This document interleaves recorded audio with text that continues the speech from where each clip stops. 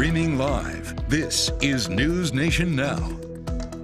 Welcome to NewsNation Now on GCP. That's a live look at on May 7th. Happy Friday. Here's your update. Developing this hour, Pfizer announced they're seeking full FDA approval for their coronavirus vaccine. It's been available so far under an emergency use authorization, which the FDA gives based on limited data in a crisis.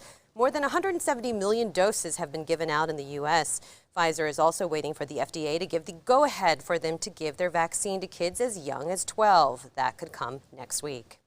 We're waiting for the U.S. jobs report to come out later this morning. Economists have forecast that the nation added 975,000 jobs last month after adding 916,000 in March, and that the unemployment rate slipped from 6% to 5.8%.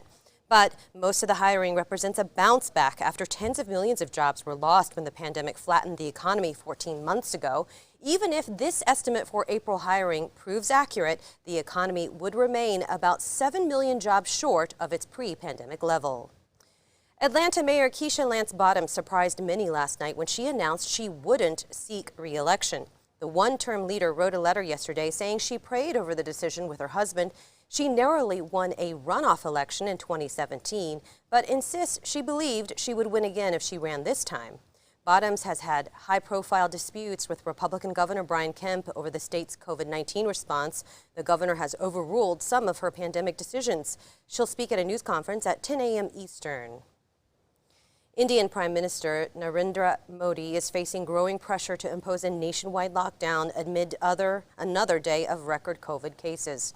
Many medical experts, opposition leaders, and some of the country's Supreme Court judges have suggested the lockdown seems to be the only option with the virus raging in cities and towns.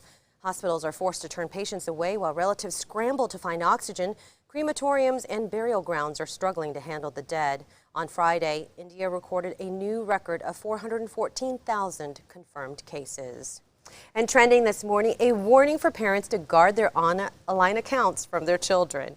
This 4-year-old boy in Brooklyn who bought 51 cases of SpongeBob Popsicles from Amazon. In case you're wondering, that's 918 popsicles.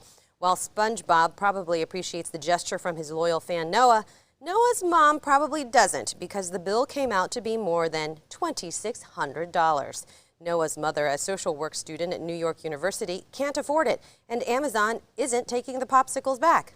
So a friend created a GoFundMe page to pay the bill, which has since raised more than $10,000. I think that will cover the bill. I'm G. Thanks so much for watching. Stay with us throughout the day for breaking news coverage, and everybody have a great Friday and start to your weekend.